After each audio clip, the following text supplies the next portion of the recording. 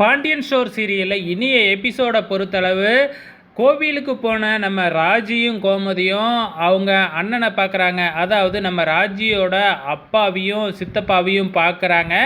அவங்க சும்மா தான் இருக்கிறாங்க, ஆப்போசிட்டில் நின்றுக்கிட்டு இருக்கிறாங்க. ஆனால் அங்கே இருக்கிற பூசாரி வந்து சும்மா இல்லாமல், இங்கே பாருங்கள் உங்கள் பொண்ணு வந்திருக்காரு அப்படின்னு சொல்லிவிட, எனக்கு எங்கடா பொண்ணு இருக்குது, என் பொண்ணு எப்பயே செத்து போச்சு அப்படின்னு ஓப்பனாகவே சொல்ல ஆரம்பிச்சிட்றாரு.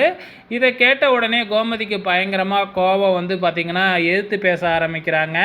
உன்னையெல்லாம் நீ ஓடி போனப்பயே இழுத்துக்கிட்டு வந்து வெட்டி புதைச்சிருக்கணும், உன்னைய சும்மா விட்டதுனால தானே இப்போ இவளும் ஓடி போயிட்டா அப்படின்னு வாய்க்கு வந்ததெல்லாம் வந்து பார்த்திங்கன்னா கோயிலே வச்சு திட்டிடுறாங்க.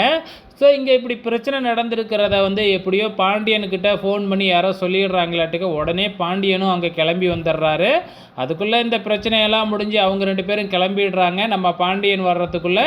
ஸோ நம்ம பாண்டியன் தான் ஆறுதலாக ராஜிக்கெல்லாம் அட்வைஸ் பண்ணிகிட்ருக்கிறாரு. நீ ஏமா கவலைப்படுற, அவங்க 2 பேருமே முட்டா பசங்க, உனக்கு அப்பாவா நான் இருக்கேன், அம்மாவா கோமதி இருக்கா, நீ கவலைப்படாத அப்படின்னு சொல்லி ஆறுதல் படுத்தி ஆட்டோவெல்லாம் எடுத்துக்கிட்டு வந்து அங்கேருந்து வீட்டுக்கு அனுப்பி வைக்கிறாப்புல நம்ம பாண்டியன்.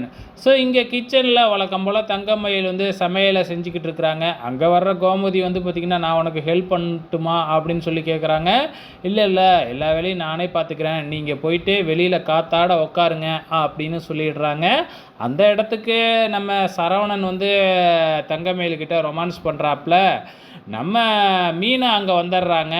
மீனா வந்த உடனே வந்து பார்த்திங்கன்னா ஷாக்கிங் ஆகிடுறாங்க. மீனா போனதுக்கப்புறம் இங்கே அரசி வராங்க. இந்த மாதிரி ஒரு காமெடி காட்சிகள் அப்படின்னு சொல்லி நமக்கு இதெல்லாம் காமிக்கிறாங்க.